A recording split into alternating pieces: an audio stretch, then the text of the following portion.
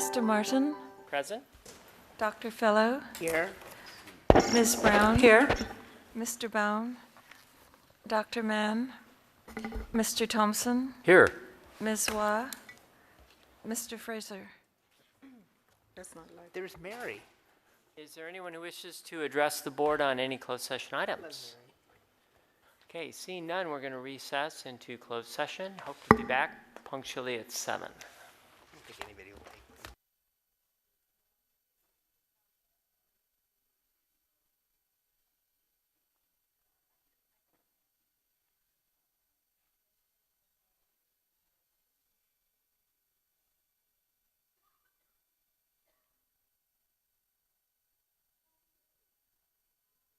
Item.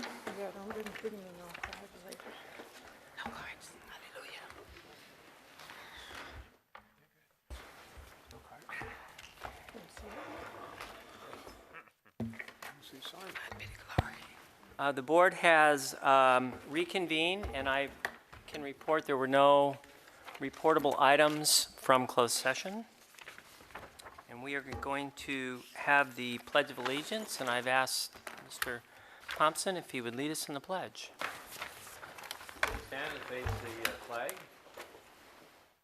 I pledge allegiance to the flag of the United States of America and to the republic for which it stands, one nation, under God, indivisible, with liberty and justice for all.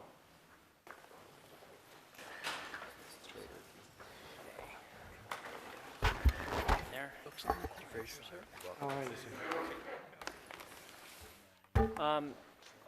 Before we get to approval of the minutes, just a slight reschedule of the items. We are moving item 42P from consent, and we are going to put it under action item right above item F. 42P is the superintendent president contract. So we have approval of the minutes. There is a revised meeting number 16 in your packets. We'll entertain a motion to approve the minutes. So Motion to approve. Second. I think we have a motion by Trustee Frazier and a second go with Trustee Brandt. Is this, I'm sorry, but I was just looking at it. This is for the retreat? There's a revision in your packet Look at the one with the yellow thing. with the that yellow, when and we I believe started that's and- the yeah. retreat. Okay, Yes. okay. Well, I have a comment then. Okay, go ahead. Okay. If you look on the page 3 where it has Cindra Okay, Smith, page no? 3 of the retreat. Right. Thank you. Okay. Under the item where it says committee, and it says all board members may attend board committee meetings as observers. I had requested, and I guess it just kind of slipped, that we should check that with council, because it's my understanding if 4 board members are in a room and there's a discussion of college business, we run the risk of violating the Brown Act. And I think we may have agreed to this, but I think we agreed to something we probably should reconsider. So I think the minutes have to be stated correctly, but we certainly, Oh, I see what you're saying. We can so, state but we the minutes. certainly could ask legal counsel to check into your issue. But for purposes of the minutes, that was stated at the meeting, Okay. and I think the minutes are reflecting that. All right, then I would like to request that we have council check this out, check that out, and then we can address it at the next business meeting. Okay, so back on minutes, we have a motion and a second. Is there any other corrections or additions? Advisory vote, and remainder of the board. And that passes unanimously of all members present. Dr. Rocha, introductions and recognitions.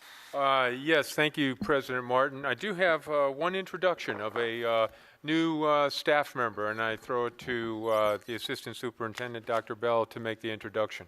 Thank you, Dr. Roach. And ladies and gentlemen, with your indulgence, I'm going to do this from my seat to save the time walking to the podium. But it is my privilege to introduce you Dr. Karen Simeon. Dr. Simeon is our new Dean of Enrollment Services, has been with us about 2.5 weeks now. We'll be working in student affairs and we'll be overseeing many areas, but particularly financial aid and admissions and records. Dr. Simeon comes to us with a long background, successful background of administration, leadership, and student affairs, primarily at the community college area. And so at this point, it's my pleasure to introduce you, Dr. Karen Simeon.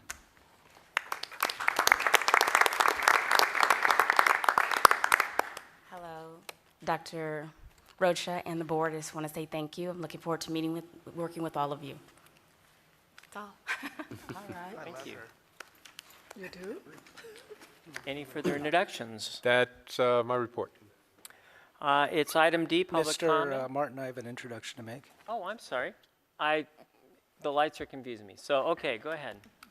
No, I'm pleased to, and I don't know if she's going to be making comments during a public session, but there is a candidate for the Board of Trustees with us today. I don't know if she wouldn't mind standing. It's Diane Filibosian, known to many people here. She's a neighbor of mine, as well as a member of the faculty and runs a center at Cal State Northridge, a longtime university trustee and board chair, and most importantly, she has devoted 12 years of service to the PCC Foundation, as well as has several family members who have gone to PCC. So I'm pleased to see such great candidates emerging for the board in District 1. Great. Thank you. Greetings, and I appreciate that, Trustee Baum. So, Mr. Martin, before yes. we move on, I have a question. You said that 42P would become an action item. Can you just describe what the action is? Is that to approve? no, we'll get there. Or- It's going to be an item. We're going to talk about it. So, Okay, 42P is being moved to an action item. I see. 42P, as I mentioned, was the superintendent president's contract. It'll be a separate item. It's not part of consent. Okay. You know, we're trying to keep consent more consentish, and so that one is becoming a separate item. Okay, great. Any other introductions? We are at public comment on non-agenda items. Do we have any cards this evening on that? No cards this evening. Thank you. So we are now to approval of consent with the exception of item 42P, which has been pulled as a separate item. And I'm looking for a motion. Move approval of the consent agenda. Thank you. Except for the Okay, 42P. I'll move in a second. Trustee Frazier, is that a question? I just have a very quick comment on 37B. Please make it. So I just want to highlight one of the consent items is a $211,000 contract to Almonte Union High School District for operations at Rosemead. And, you know, I'm familiar with the item and I think that the expenditure is appropriate. I just do want to highlight it publicly since we've had previous consent items on Rosemead come forward and not be publicly aired as part of the budget. And so I know this is a part of the budget that we've adopted. I just want to highlight it and say that I reviewed it. I think it's a good expenditure. I just want to make sure that the public's aware that it exists. That's all. Okay, so I'm sure with your highlight and the long discussion we had last meeting, this has got a nice exclamation point on the end of it, so that's fantastic. Okay, advisory vote on consent, remainder of the board. Okay, the consent carries unanimously of all members present, including the advisory vote. And that gets us to our action items, and we're going to make item formerly known as 42P our first action item. This is a contract with the superintendent president, and the board has used outside counsel in these negotiations, and I would like outside counsel to just give us a brief report. Thank you, Mr. Martin. Mr. Martin, members of the board, Dr. Rocha. As you know, I'm Mary Dowell with the firm of Liebert Cassidy Whitmore. Mr. Martin asked me to be the person responsible for making the changes to the contract of employment for the superintendent president and Mr. Martin has served as the district's designated negotiator, and he consulted with me to give me direction. The direction I received from Mr. Martin was to amend the current agreement, essentially to do two things. One, to extend it for 1 year, and another to grant to the superintendent president the same salary increase that had been granted to the other employee groups that had reached agreement with the district, which is 2%. So there was a 2% retroactive for the last year and a 2% for the coming year. I made those changes to the agreement, and it has been, it is now before the board for action. Okay, thank you. And as this board will witness, hopefully those directions that I instructed her were the will of the board coming from our negotiation sessions. Okay, we'll open it up then. First, I'm going to entertain a motion to, Second. okay, we have a motion by Dr. Mann, second by Dr. Fellow, and open to discussion. Trustee Fraser. You know, I think my light bulb may need a adjustment Yeah, there. it's a bright little enough for me. Low. I just want to be clear because I had a couple of questions on this, that as the student trustee, while I participate in a lot of the discussion that the board has, employment is not an area where I participate in. And so I do not have, I did not participate in the negotiations, obviously. I did not participate in the discussion on the evaluation of the president. And so I will be abstaining from this. On that note, the only concern that I've had, and I've had a lot of them, and a lot of students who actually think that I am involved in that discussion. So on record, I want to clarify that I am not part of that discussion. And just secondly, the only concerns I've had have been about the evaluation, and that there have already been increases to the president's contract. Those are the only things that I will mention. And so with that, I will happily then step off. Okay, is there any other discussion from the board? Mr. Cairo. Thank you, President Martin. Based on the many discussions I had with many faculty yesterday, as President of Academic Senate, the faculty do oppose any type of contract extension, any type of salary increase for the president. I'm not going to get into details, but the main concern is if we look at the issues, the problems that the college has faced in the past year, or in the past 2 or 3 years, the concern of the faculty is that the president does not merit a contract extension, does not merit any type of salary increase. For the most part, their comments were negative. Don't need to get into that. But from the faculty's point of view, that was their main concern.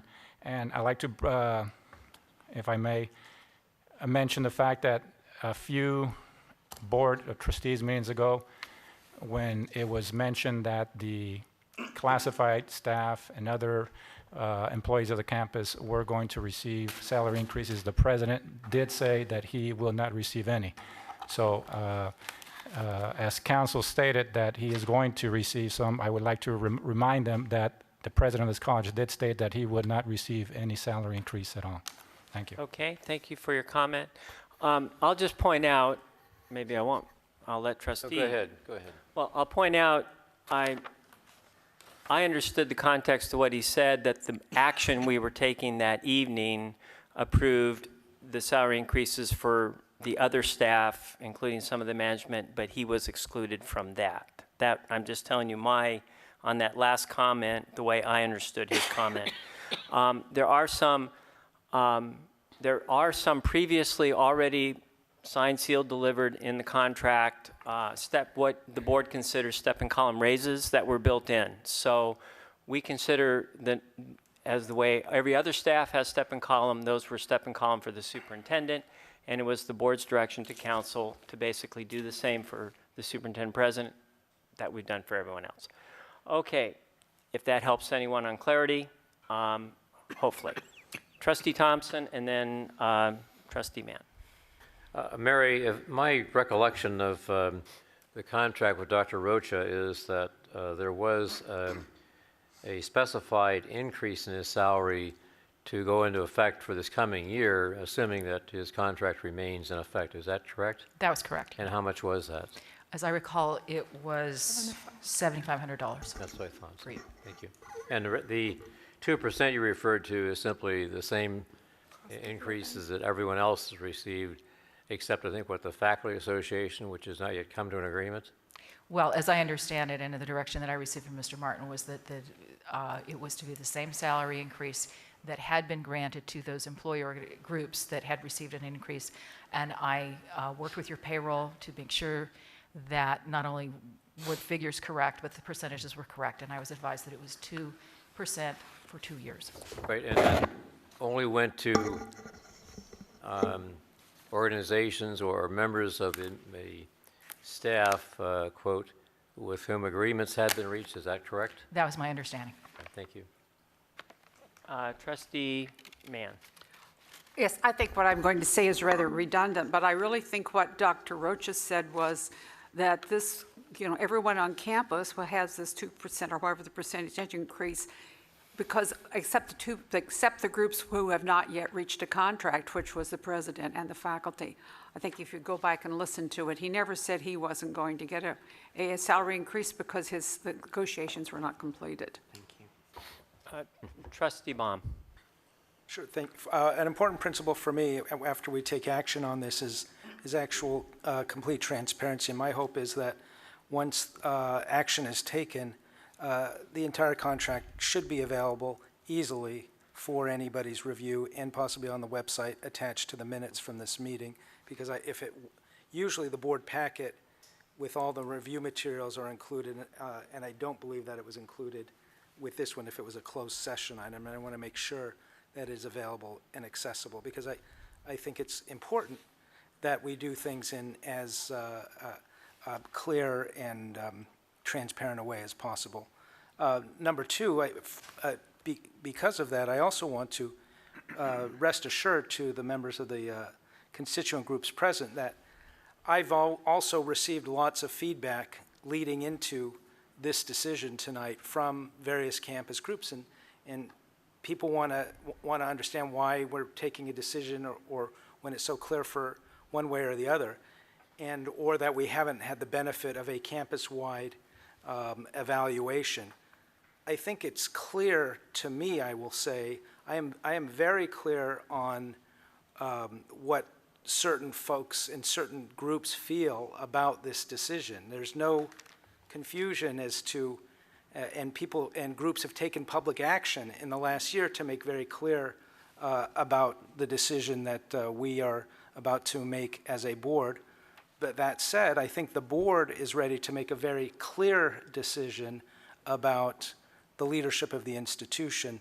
And as clear as people are communicating to us, I think the action we will take will also communicate clearly to the campus community and to the community beyond the campus where the board stands on the leadership of the institution going forward. Okay. Trustee Frazier.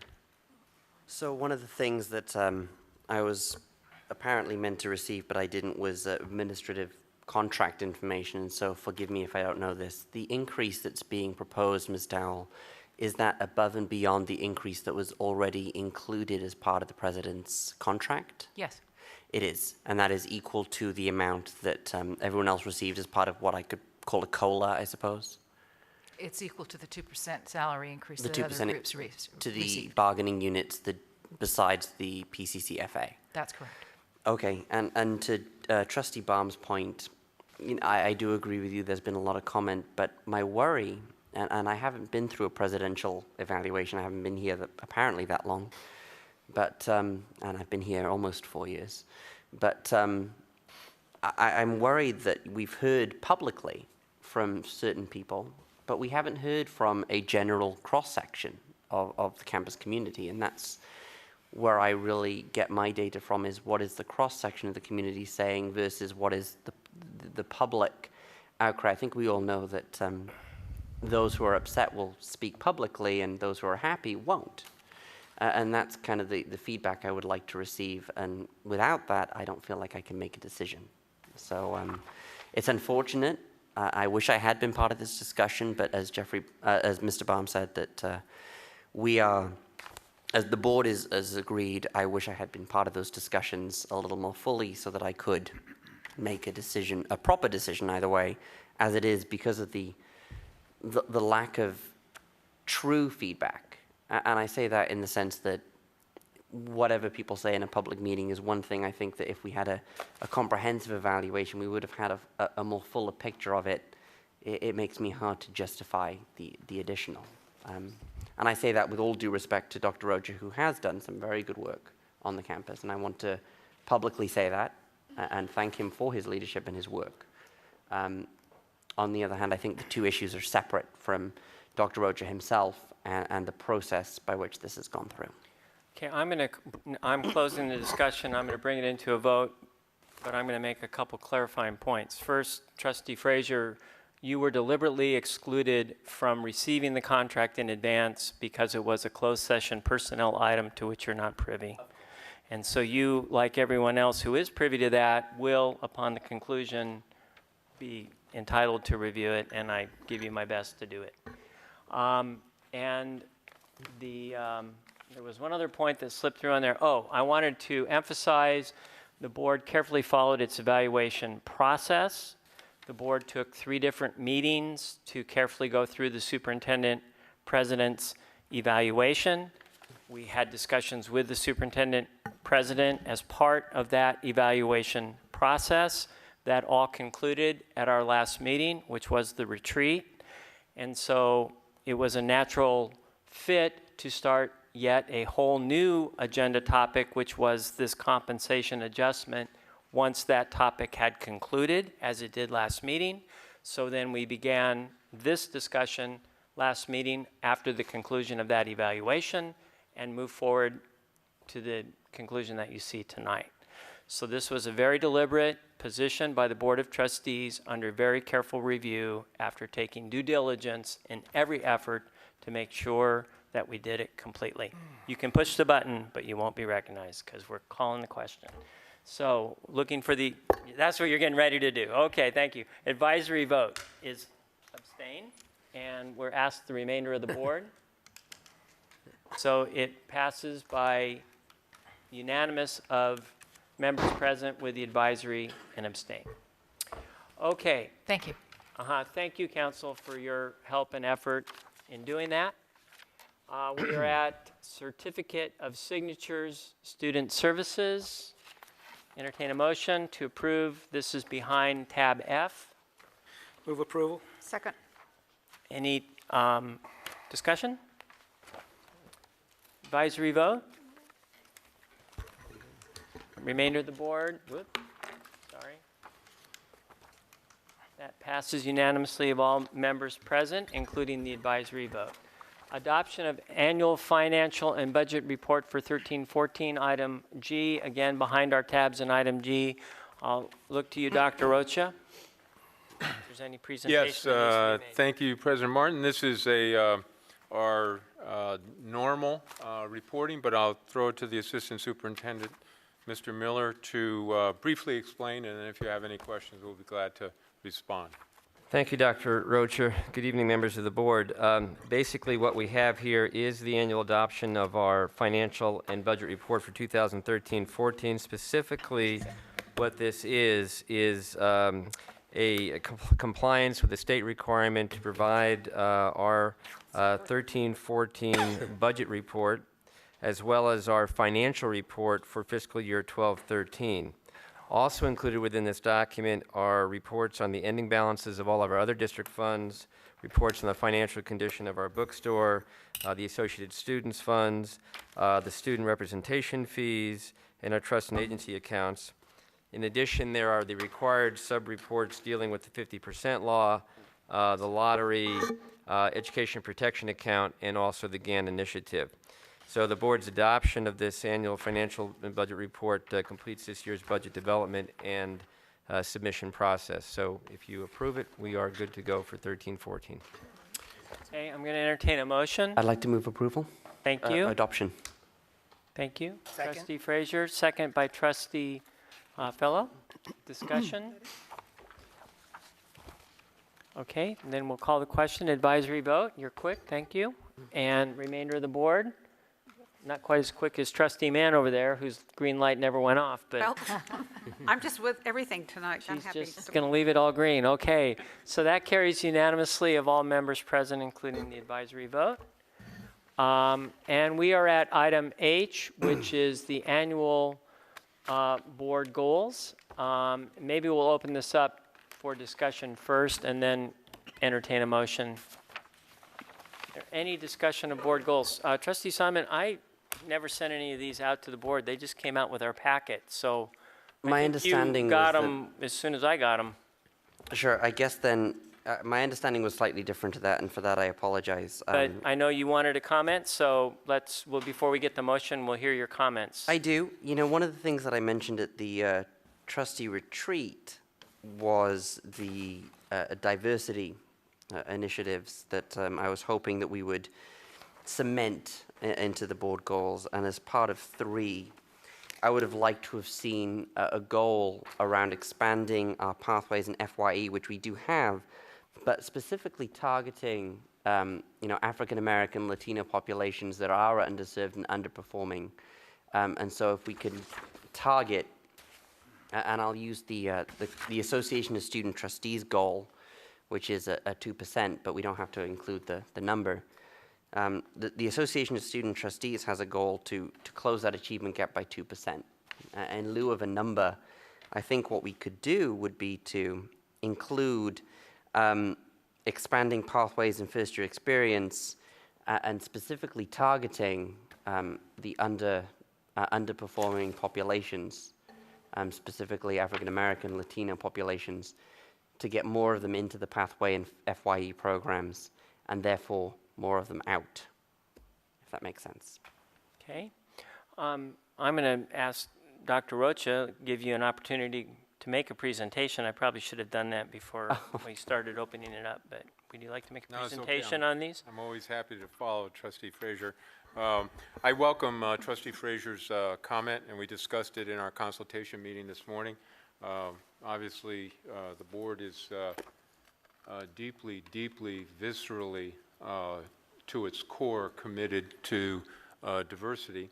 And I certainly would welcome any board amendation to the goals that it saw fit. I would say in terms of the achievement gap that Crystal Kollross, our Director of Institutional Effectiveness, gave a very, very good report on exactly this, the achievement gap. And and you see that in goal number 3. So we have that on our radar, and one of the things that Crystal's data showed is that, yes, while the achievement gap certainly affects African American and Latino students, that affects almost all students. And I would leave it to Director Kollross to, at a later point, advise us as to what a measurable outcome on this is. And I would ask that we be able to consult that with obviously the faculty, especially in English and math and others.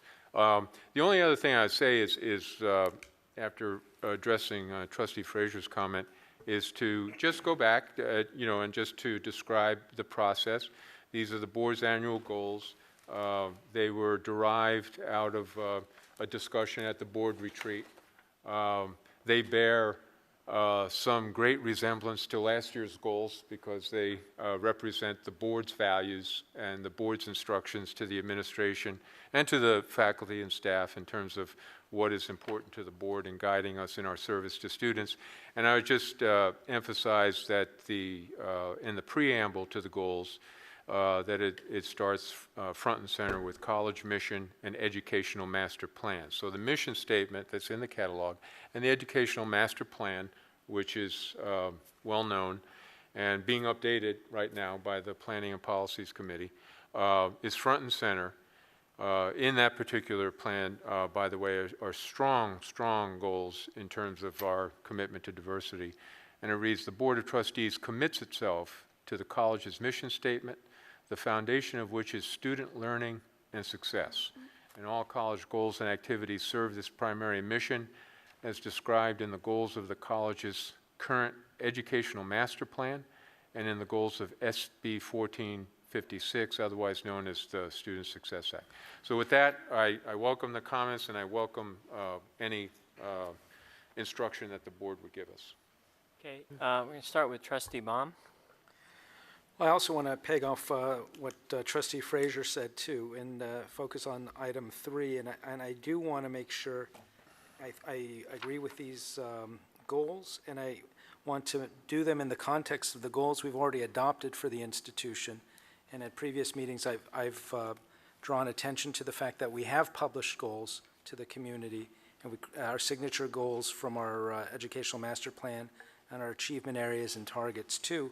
So I'm hoping that we can, instead of coming up with new measures each year, at least work and articulate where we're going, how we did against what we promised 3 years ago, and then continue to, but be able to make changes in the course adjustments as they are going forward. Because if we're going to update graduation, transfer, and certificate completion goals in the EMP report card, which we articulated, we should talk about how we're going to do that. And I think since it's 3 years since we've adopted this, I hope that we can move forward on reporting out how we've done against those, or discuss the adjustments we're making to achieve them. Trustee Thompson, I'll get you in the loop here. Trustee Thompson's next. Okay, in terms of goal number 3, the Student Success Graduation Completion Initiative to close achievement gap, obviously we're not going to be able to get into much of a discussion of that this evening, but my thought would be that we should put this on a future agenda item and let Crystal make her presentation, give us the background, the backup data, et cetera, and have a good discussion of it at that point in time. I'm not sure diversity is really the right word that we're talking about here. I mean, we have from what has been said, there is a graduation achievement gap, and it may well affect certain students and categories of students, but I think that's, at least I would regard that as a different topic than simply diversity as such. But my thought would be, whenever it's convenient, put it on a future agenda. Let's get the data, have set the background, and have a good conversation about it, and see what specific steps we may be able to take to help close the gap. On that suggestion, we have our new tickler now where we're keeping track of previous requests. I think that was a previous request of Trustee Baum, and so right under the green section, for those that have it, number 1 there, report an update on EMP mission critical priorities and strategies. I would think I'm hoping that's the item. Right, and I'm if hoping, not, when we because get to- as I see this, it says April 2013, which is 6 months ago, and biannually. Yeah, no, it's and I'm hoping time. that's, Right. it would be Right. semi-annually. So I'm just giving you, I think we're all in sync with your comment, and I think it's up to us to get this scheduled. So it's a good comment. I'm going to break from the board, ask Associate President Cairo if he'd like to comment. Thank you. Under Goal 2B, accord highest class scheduling priority to high demand courses needed for transfer and degree completion. My question is, could anyone explain the method by which the college will implement this? And how does this differ from last year's goal, if this was the same goal as last year? And how successful were we? Well, if anyone's going to answer that, I'm going to share it to you and let No, I think Dr. Bell and will respond. Well, I appreciate the question, President Cairo, there, and there's a number of different questions you asked, so I will attempt to answer those, and if I miss something, please let me know. The way we're going to do it is we're going to utilize a lot of informed student data. Now that we have the Lance Point system, we're better able to identify those classes which students need targeted to our success. And so we're going to use those data to inform our planning process going forward, looking a year, if you will, in front when students tell us what classes they need to complete from one academic period, one academic term to the next, and using those data to help inform not only what classes, but the number of requisite class sections we need to put in place, so to make sure that as students progress through, and obviously with the assumption that students are going to be successful from one term to the next, that we are able, in fact, to have those classes in place for them. So it's that number of high priority classes, but it's also the requisite number of sections to satisfy the need. So we're going to use those data from a student ed plans. And what was your other questions? Because I may have lost it. How does that differ from last year, and how successful was last year? Because if we're going to use, my question is, if we're going to do something that we did last year, then was it successful? If not, we should go a different path. And in some ways, it's a good question for all these goals. It kind of echoes what Trustee Baum was saying on our EMP report and Trustee Thompson on our EMP report. But to be honest, I think we're focused on what the goal is under this item, and we are concerned with all these items exactly what you're asking. How is it working? as Trustee Baum said, what do we need to do differently? So maybe you can give a short answer to that, but I kind of want to get it back to what the actual goals are is the real agenda topic here. Okay. But if you want to give a short answer, Thank you, President Fine. Martin. It's a short answer, and I hope it doesn't sound incomplete, but the biggest difference is, up to this point, up until the point where we're able to use more specific student data to inform it, our high-demand classes were traditionally those classes that we looked at that, again, we mounted in class schedules, which were consistent with the sorts of things we looked at what classes students need. And so it was the past look back on what classes have we offered, which pretty much drove the suggestions of what classes we would offer. And it was somewhat disconnected, not intentionally, but because we didn't have the body of data to be able to align that with exactly what students need. And so to your question, that's what will be different now than what was in the past. So we're going to use that student data to lead the discussion and inform it. The results, I'll take the fifth on that. I'll have to look and see how successful we were in the past. And I would think probably I would be better able to answer that after we have a year of utilizing, again, ed plan data to do the comparison, and we can say pre-post how successful we were. well, and to the extent that completion rates are part of our EMP goals, some of that might work into that. Correct. Okay. Now, did you have any other No, thank comments you. or things? So thank you for those. That's good. I'm definitely catching the theme that we want to see how these are working or not in the future. And so it's on us and the staff here to get this queued up on agenda as expeditiously as we can. Trustee Mann, you were queued in my mind next, but you turned your light off. Are you? Someone said what I was going to say. Okay, so I'm going to go to Trustee Thompson, then Trustee Frazier. I just wanted to make the distinction between goals and objectives or steps taken to meet the goals. The goals are what's set forth here, but the steps we take to achieve those goals, I think, is another matter, and that's what Dr. Bell was addressing in his responses, and that is a proper subject of discussion, not tonight, obviously, but at a future meeting agenda as well. So. Okay, thank you. Trustee Frazier. You know, a lot of this comes out of a larger discussion that I had at the, or we had at the league at the past weekend over equity in education, and that's a larger topic. And I do have a language suggestion that I would like to add, which would be at the end of 3A, I'd like to add, including targeting enhanced participation by underperforming groups in these programs. I think that would set it as a goal, and also it would actually set us as a state leader in addressing equity in education, because that's something that a lot of colleges really aren't truly addressing, and I think that if we as a board came together to discuss that and to set that as one of our goals, we'd be setting a benchmark for that. Okay, can you repeat it again, just because Sure. we're all writing it down, and I want to make sure. Sure. At the end of 3A, which reads entering PCC, comma, including targeting enhanced participation by underperforming groups in these programs. Okay. Is there any further discussion? Okay, so, yes. I apologize. I know you asked me if I had any more. Yeah, I was trying to get it back here, but go ahead. I apologize. Yeah. I know it's too late to add anything here, but perhaps for next year, when at the next board retreat, I see something that is glaringly missing that is a key component to student success, to having our student success, and that there is nothing here for the faculty.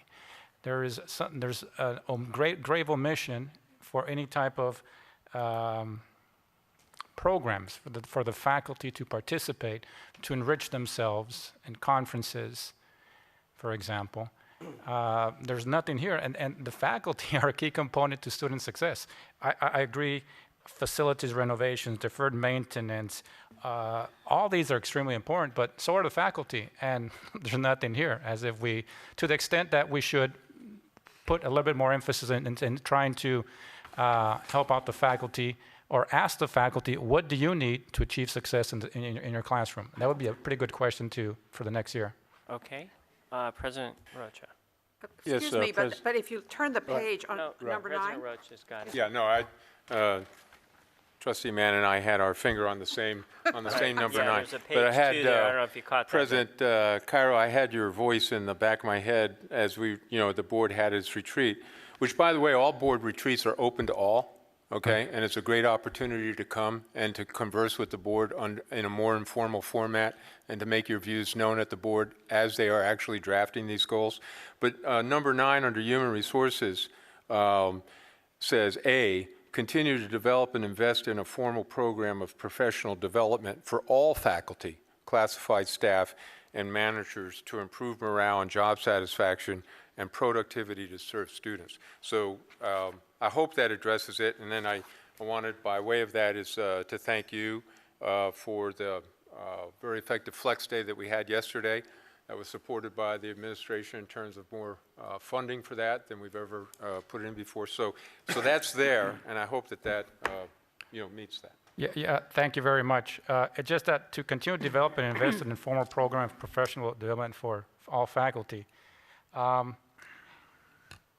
it makes it sound like the current program is succeeding, and it's not. So I don't want to get into the reason why it is or is not, but perhaps we can be, in the next year, we can be a little bit more specific in terms of what can be done. Thank you. I'm going to entertain a motion to whomever would like to make a motion. I move approval. Second. I was really slow on that making the motion thing, so that if somebody wanted to make the motion with an amendment, could get it right in the motion from the beginning. So did you want to include, just to make this a little more expeditious, did you want to include Trustee Frazier's statement? I will make a motion to approve the goals with the amendments specified by our trustee, Okay. Fraser. That's Is that fine. approval of the second? Okay, so it is the motion as presented by the administration with the addition of the sentence proposed by Trustee Frazier. Trustee Thompson? One comment, the word targeting kind of has a stark connotation to it. I would suggest replacing that with addressing, Addressing. Okay, if that's acceptable to Mr. Frazier. is that acceptable to the mover in the second? Yes, it is. Okay, so for the record, it's addressing. Okay, Trustee Mann. Yeah, I have a question. Where did you say you wanted to put that addition? So under 3A? Yes, at the end of 3A. At the very end with a comma. Okay, so my question then is, that addresses the Pathways program Correct. and nothing else? So that's the only place that you want to address this issue? No, it's the only place I want to address this issue in the goals. I think that there are other ways we can address the issue, and I think we should. But I think for our board goals, this is where it fits. And, if I'd had a little bit more time, I would have thought of something maybe a little more comprehensive, but I think this works for now. Okay, so we have a motion and a second. Can I restate the words that are being added to the goals? Sure. Look to, well, maybe you could do it. You want, Harry, do you want him to do it, or you want to do it? I think Simon should do it. Okay, go ahead, Trustee Frazier. Sure. So after entering PCC, it would read, comma, including addressing enhanced participation by underperforming groups in these programs referring to Pathways and First Year Experience. And including, right. So, yeah, comma, including, because I don't want to, the risk being that I don't want it to this goal to only focus on those groups, but I think it should include specifically those groups, if that makes sense. Is the language clear? Okay, so I think we're ready to, unless there's another comment, we're going to call the question. Okay, advisory vote, remainder of the board. That carries unanimously of all present, including the advisory vote. We are on Board of Trustee committees and representatives. This was an assignment to the president and vice president of the board, from the board at our last meeting, to reconstitute the committees for clarity. They're in the packet. The administration attempted to add a few times to those. I was hoping they could, where they could not mention an exact date, at least could hit a month, but we got some there. So I was hoping not to reconstitute who's on what committee, because in another month or so, that's going to change. But, okay, I think I saw Trustee Thompson, then Trustee Frazier. Move approval? Thank you. Trustee Frazier? Second. Thank you. Any further discussion? Yes. Okay, I'd just like discussion? to mention, I know we'll be waiting until December, but I would like to repeat my interest in board policy review and accreditation. Okay. And I'm looking forward to the December organizational meeting where that can hopefully happen. Yes, I am too. That was a joke. Okay, advisory vote? Remainder of the board? Wait, Trustee Mann had a Oh, question. did you have a question? I have a, yes, I think I have a Wait, correction. we're going to hold that? Okay, well, The thank you. Legislative Advocacy Committee, we have a conference call on the fourth Thursday at 8 a.m., and then we have a conference call, I think it's the second Tuesday at 2 p.m. Is that every second Tuesday at 2 p.m.? Yes. Unless it's canceled. Okay, We so scheduled- we'll it's note on our- that it's also every second Tuesday at, I'm sorry, what time? 2 p.m., I think. 2 p.m. Is Mr. Gutierrez here? Yes. It was. Okay. Do you want it included or excluded? I mean, the chair Let's can include always add Put it. well, Put it in there. and then we Okay, can- it's in. Let me check with the mover and second for point of order. Was that acceptable? Okay. Can Trustee Mann repeat the dates? I missed them all the Well, time. It's the second Tuesday at 2 p.m. is Right. the Okay. addition. I'm just checking my calendar.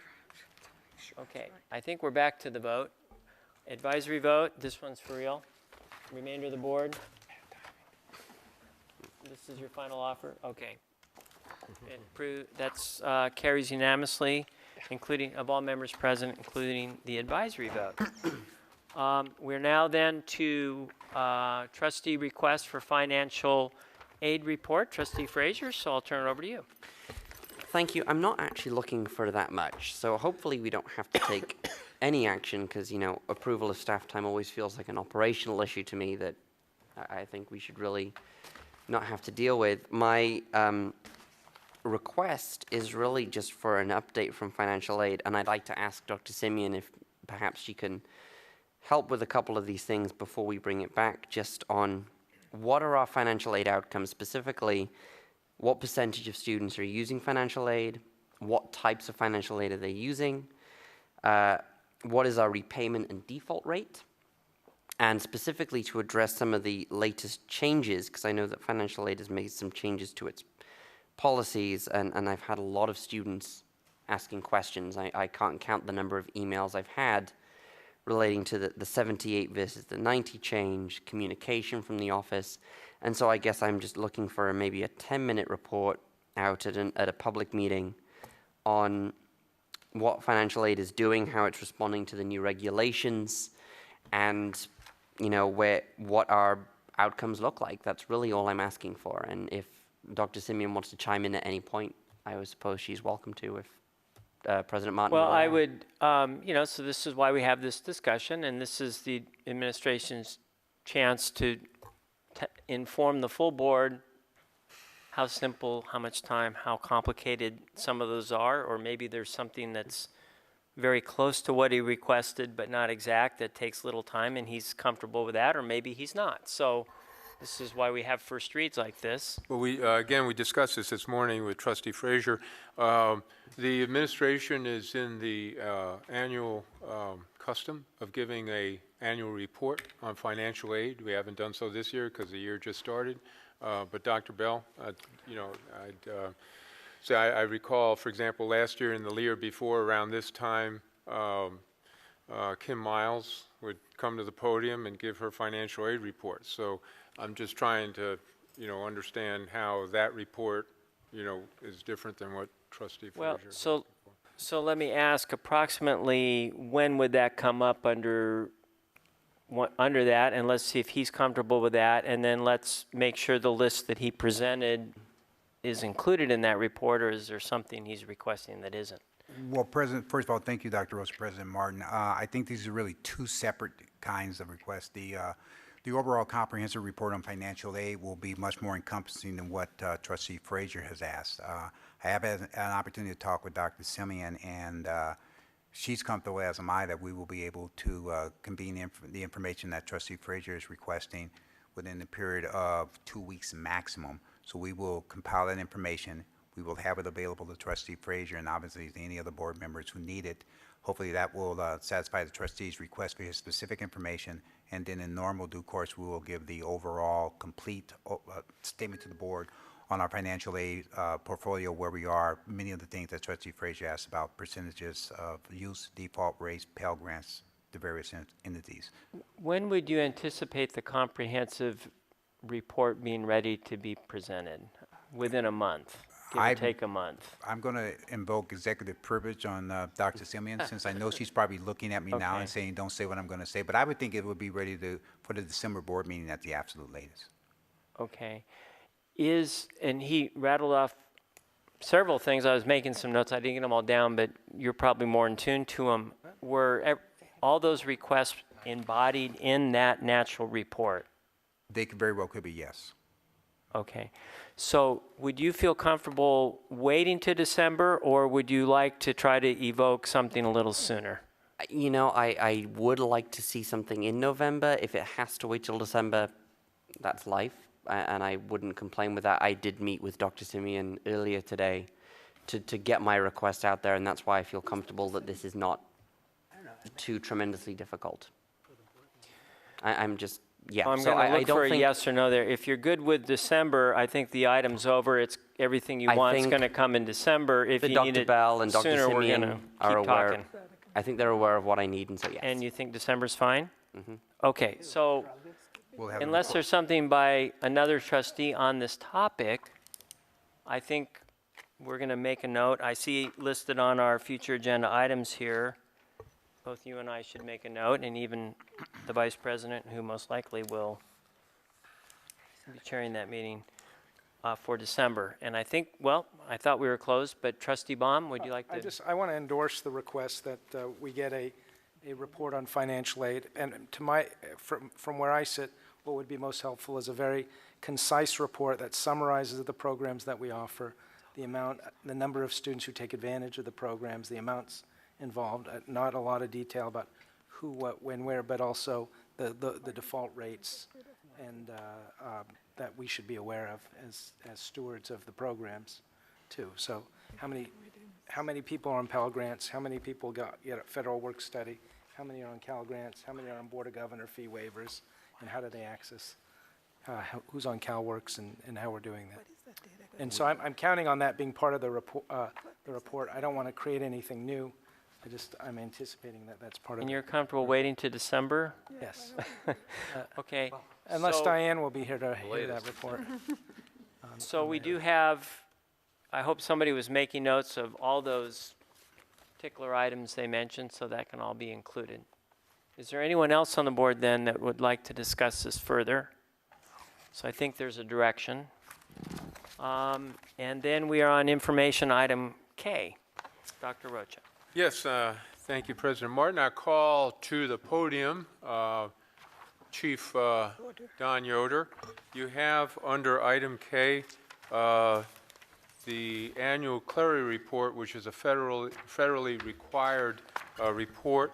So the first point of Chief Yoder's report is that we are complying with the Clery Act and the federal regulations to disclose our campus crime specifics. And I'll ask Chief Yoder to go through this briefly. But the main stats that undergird the Clery report appear on page 12 through 16. The Clery report requires that we report for 3 years crimes on campus, on our property, for a 3-year period. And so you can see the stats there.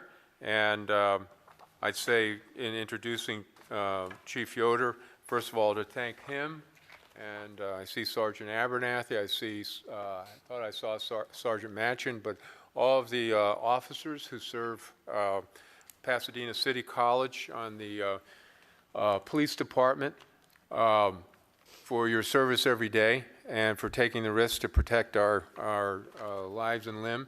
And you can see that they're extraordinarily effective. That certainly we welcome your questions, but what I take out of this report, and that we thank the campus police for, is that we have an extraordinarily safe and secure campus environment. So with that, Chief Yoder, there you go. Well, thank you. As Dr. Rocha just explained, the Clery report is due October 1st. We have published it online, so it is on our website. We have sent our notices out to faculty, staff, and students, so they're aware that the Clery Act and the report is online at this time, which is required by federal law. And as you can see, it covers our Part 1 crimes, which there are 7 areas: crimes against persons and crimes against property. These are no different than the crime stats that any city throughout California or throughout the United States have to report on their own crime stats for any city, as any city police department. So here's a snapshot of our crime stats here on the main campus for the years 2010, and these are calendar years, not fiscal years, 2010, 2011, 2012. And you can see a steady decline in most of our stats as it pertains to Part 1 crimes. And as you look, we also do referral stats.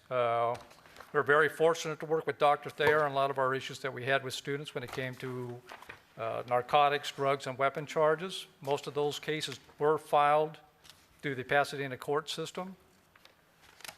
And as you can see, we report specifically on our crime stats and not on our referrals. So when it comes to the Clery report, it's one or the other. So most, as you can see, through 2010, 11, and 12, all cases involving weapons, narcotics, and alcohol were all referred over to Pasadena Municipal Court. And really what we're doing for this year, thank you to the board for a lot of approvals you had when it came to adding additional cameras and adding extra cadets on. We're going back to the basics of community policing. We are really out there more. Instead of doing reactive patrol, we are doing more proactive patrols. You'll see our officers more out on foots. Really working with the library, which is probably one of our highest crime areas due to the students sleeping and a lot of thefts. So we're just going back to the basics of community-oriented policing, working with our local neighborhoods, and doing a lot of work with Pasadena Police Department. So please, any questions? Okay, questions or comments? Okay, Trustee Frazier. Thank you, and I know the police department does a great job on campus, so thank you for doing that. Thank you. It is very appreciated, and students do feel safe. On the very first slide that you presented, it said that hate crimes are only reported if motivated by bias. Can you explain that sentence a little bit, please? Let me go back to the first slide.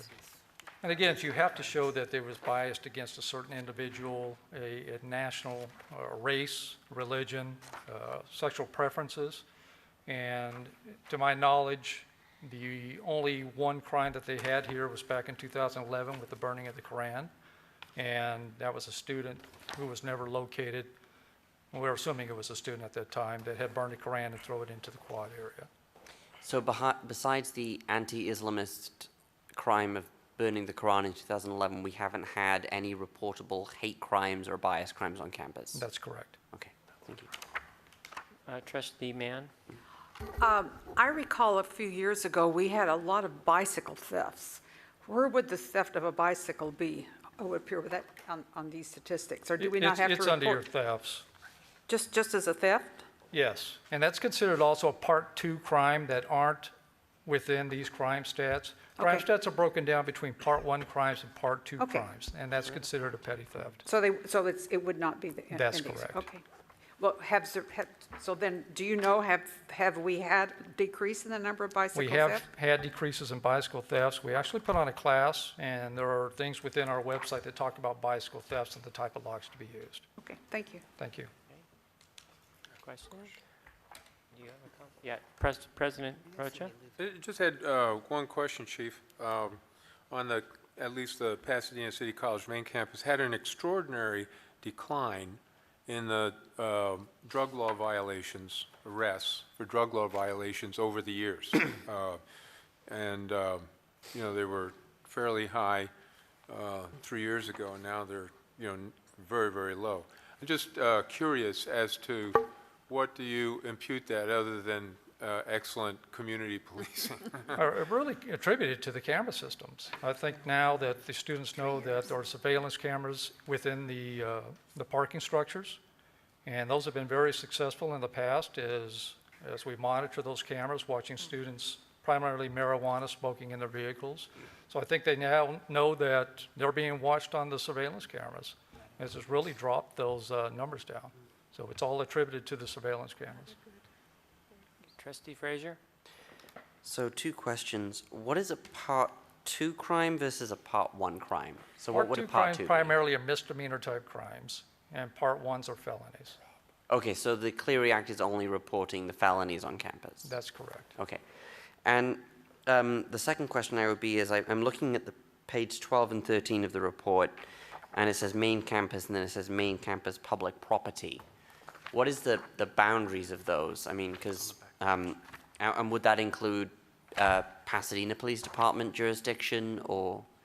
That's correct. It's any reports taken in the sidewalk areas of the surrounding the college campus. So the public property, and that extends how far from the main campus around about? To the sidewalk areas. Just to the sidewalks? That's correct. And so any crimes on the sidewalks that were taken care of by PPD Or us. wouldn't? Okay, but the crimes that are taken care of by PPD, would they appear in here as well? That's or correct. They would? They're combined stats. Okay, thank you. Okay, very informative. It's obviously good news, the way everything appears to be heading in the downward direction. Well, let's So we're hope so. grateful to your staff and to the whole campus that we all make this safe. So thank you for a job well done. Thank you. Let's go to item L, the superintendent president report. Very quickly, you have actually 2 documents under my report. One is a document that I thank Dean Matt Jordan for his monthly shared governance update, which describes activities. And another document that was prepared by Director of PR, Valerie Wardlaw, to clear up any confusion about the 90th anniversary. So those 2 documents are there, and that's the sum and substance of my report, unless there's any questions. Okay, I don't see any questions. We're circulating based on the previous signatures. All the trustees need to sign a document. And Mary, is that, I had to go right or left. There's more to my right. Did the people on the left get to see that? You'll make sure that. Yes. Okay. We are at announcements by shared governance and board of trustees. So I look to our AS president, President Roscoe. Oh, hi. I didn't know I was going first. Usually comes down. So as you can see in our shared governance update, we had a really successful Lancer movie night last Wednesday. Really high turnout. We gave out some USC football game tickets, which I really regret not going to now. And we also have been working diligently in our legislation in regards to our opposition to AB 955 and our position of support for AB 1358. We have a lot of lovely events coming up, including we're going to Seesaw the October 18th through the 20th, which is our annual leadership conference, which is going to be held in Sacramento this year. So we're really, really excited to learn some new skills and bring them back here to PCC so we best serve the student community. And that's it. Thank you. Thank you. Our classified Senate, President Tito. Yes, sir. Actually, I'm just a Board of Trustees representative. I'm sorry. That's okay. Now, there's no just. You are. No, but I just want to present 2 things. Namely, yesterday we held our Classified Professional Learning Day. And as you see, actually, in the President's the shared governance, right, it was extremely successful. And hearing from some of our classified staff, it was one of the best that they've experienced in a really long time. So it's good to hear. Well, one, it was well attended, very resourceful workshops. We had John Krugen, who was our guest speaker, and everybody enjoyed his presentations. I think one of the highlights for us was actually having the ability to send some of our facility staff to the Huntington Gardens, actually, as our groundskeeper crew.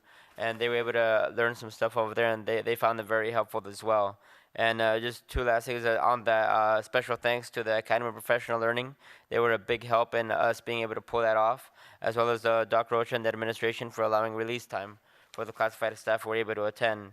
And our last announcement is that we're gearing up for our next big event, which is our general meeting, which is on October 31st. Which is, again, we only have 2 a year, so it's a pretty big deal for us, and we're just gearing up for that. Thank you. Great. President Cairo. Thank you. I'll base myself mainly off of the shared governance update. First of all, as President Rocha stated, the Flex Day we believe was very successful yesterday, and it came about mainly as a result of this the wonderful effort of many different faculty, facilitators. I'd like to say thank you to Matt Jordan, who did an outstanding job of helping us out, coordinating with other individuals, putting things together. As I mentioned yesterday to our faculty, one of the best things that came up yesterday, I told them is that when the issue of lunch came up, I contacted Matt Jordan. I said, it'd be a good idea if we can get some food for the faculty. Would you be able to pay for it? The answer is send me the bill. And that's a wonderful example of this ability to work together. And I think that was one of the key reasons why it was well attended, and the faculty benefited from it. There was 2 key items that I took away from yesterday. One already mentioned, and the other is that there is this tremendous hunger by our faculty for more training. The workshops are very well attended, and without a doubt, the faculty would appreciate more if they would be available, whether it be a Lancer Point, Chronos, Canvas, SLO training, all that just fantastic, and they really appreciated that. Continuing down the row here, we didn't form ad hoc committee on town halls or review enrollment priorities, but we're in the process where that discussion has begun, and hopefully we'll be able to form them soon. Under the review enrollment priorities, let me discuss what we're trying to do. Sometime this year, we were informed that there used to be a program in which faculty and staff, their family members, had priority registration. So, for example, if my daughter wanted to come to school, she would have that priority registration. That no longer exists. So we want to form an ad hoc committee to see the feasibility of how it would impact the current enrollment priorities process, and hopefully bring that forth sometime in the future. So that's the purpose of that one there. CAPM, well, there are no CAPM meetings, and we're not attending any CAPM meetings. You know the reason why. Under the bylaws committee, tomorrow there will be a vote with the purpose of trying to increase the representation by the adjuncts. I believe we have somewhere over 1,000 adjuncts on campus, and some members of Academic Senate believe that there should be more representation on Academic Senate. Right now we have 1, and I believe they're going to try to increase it by 3. The key area here, from my perspective, is if we do increase it, the money will come from the Academic Senate. We don't have the resources, so we have to weigh the option of how can we get the money to pay for additional members versus whether or not we should or should not. And then finally, 2 more points.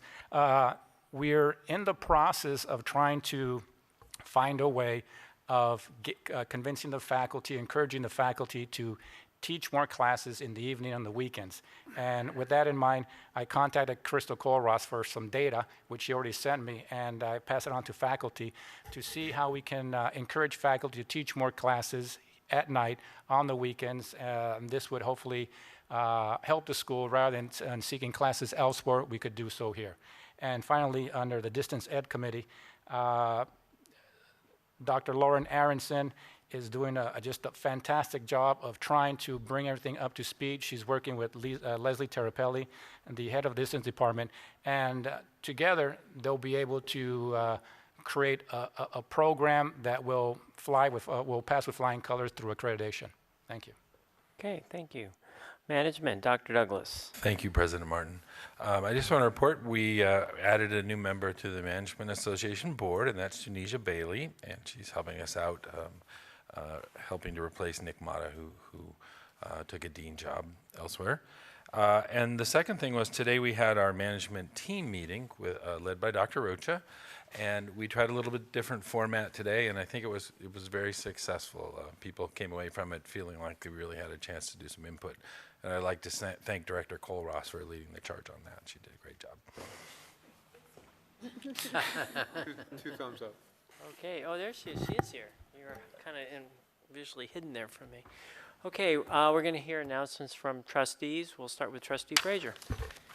So I attended the CCCT meeting with the league, and there was a joint meeting, and I know that Trustee Mann will talk a little bit more about the joint meeting, but there was a long discussion over the equity of education, which I mentioned earlier, how we as institutions need to start looking at those race and ethnicity gaps that we're experiencing, especially with African American and Latino enrollments. The enrollment's gone up, but we're finding that a lot of our staff, especially faculty, are not resembling the population of the students that we have. And that's a concern that the league was bringing up, and how we can, as a system, start to address those inequalities.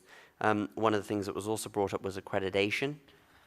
Obviously, there's been a lot of discussion among many different boards about accreditation. We have 12 colleges on sanction as we speak. And so the discussion really focused around how colleges will prepare for education, for accreditation, what the processes will be, and talked about the amendments to Board of Governors regulations that are coming forward that the league has helped to develop that will protect governing boards while at the same time ensuring that the Chancellor's Office has the appropriate ability to act when a college is in danger of losing its accreditation. So those were two very major topics. We did approve the budget request to the state system. So as we get more information on that, I'm happy to bring it back. Okay, thank you. Trustee Thompson. First of all, I wanted to just acknowledge and thank Mr. Cairo for the comment about teaching classes evenings and weekends, I think, or Saturdays. That's very innovative, and I think excellent approach to more student learning and opportunities. The only other thing I would announce is I asked Mary Thompson to hand out a press release about Veterans Day event. We'll honor young veterans. It's going to be obviously November 11th from 10 o'clock to 11 a.m. in front of City Hall. It's going to focus on our PCC Veterans Program with Harold Martin giving the major address. The Pasadena City College pep band is going to perform, and we're going to conclude with a flyover. So please be present. Okay. Trustee Fellow. Nothing, thank you. Trustee Brown. I have no report. Trustee Mann. Trustee Wall asked me to comment on two things from the CCCT meeting, and one of them you have in your packet. That's what Mrs. Thompson was doing, was helping me find mine. And it's about the Excellence in Trusteeship program that the CCCT has developed. And essentially what it is, it's modeled on what the K through 12 boards have, and it's a training program for trustees. Many boards are adopting this as part of the meeting of the standard, which says the governing board has a program for board development and new member orientation. If you attend the conference, there is a real connection here. If you attend the conference, there is you have the potential of attending 41 of these sessions. I don't think anyone could probably do this, and they're also available online. So what the CCCT is doing is encouraging board members to attend the conference and to attend these sessions so that they can then be certified. They can say that they are certified in trusteeship. That was one. And the second one is really complicated, and I'm just going to talk just very briefly about this since we're running so close, so nice. 2 years ago, the Community College League appointed a task force on the future, and they looked at the organizational structure. Explaining the organizational structure will get everyone completely confused, but essentially there's a board for the trustees, there's a board for the CEOs, and then there's another board which is the officers of those two bodies. They each meet separately.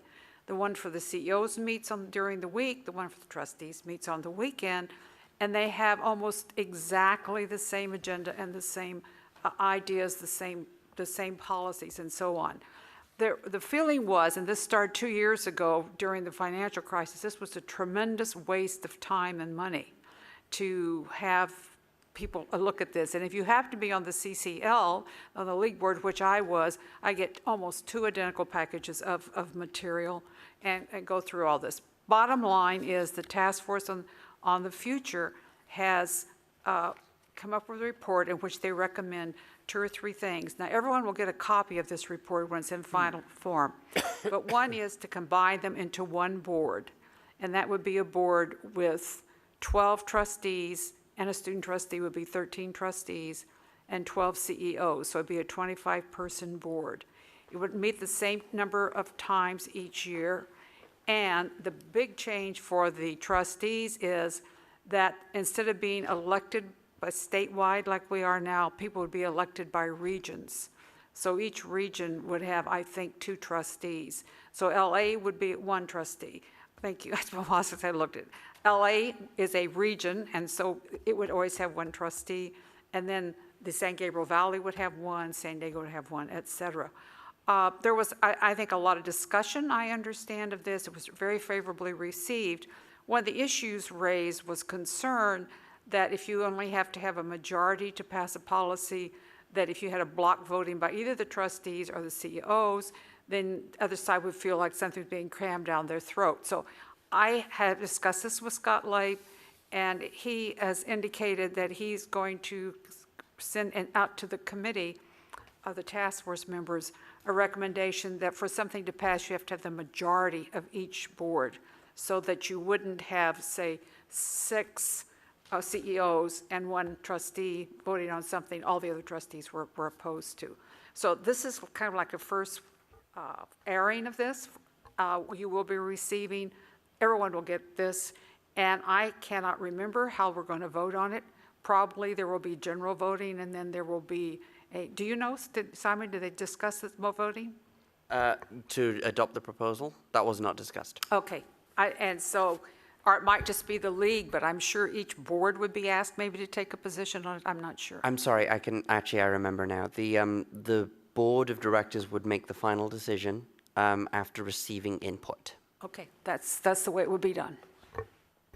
But even if this goes into effect, last thing is it probably wouldn't go into effect until December of 2014, and anyone who was elected for a 3-year term, no one would lose their seat. This would be phased in gradually. So like Trustee Wah, who just went in, would not have to give up her seat if no matter how because what would be our district, there are 3 people on the Triple CT board.